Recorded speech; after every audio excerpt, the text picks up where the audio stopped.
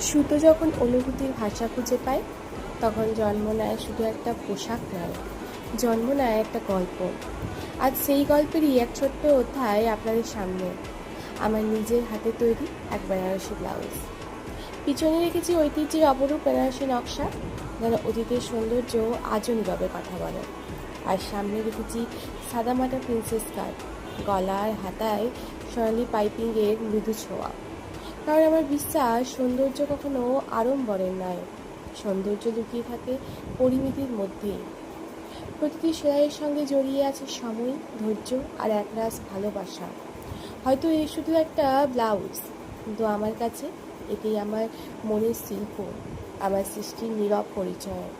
যদি এই ছোট্ট সৃষ্টি আপনাদের মন ছুঁয়ে যায়, তবে আপনার এক টুকরো ভালোবাসাই হবে আমার পরবর্তী সৃষ্টির সবচেয়ে বড় অনুপ্রেরণা। আমি দোলন, আবারও ফিরব সুতোয় সুতোয় নতুন কোনো গল্প নিয়ে। Thank you.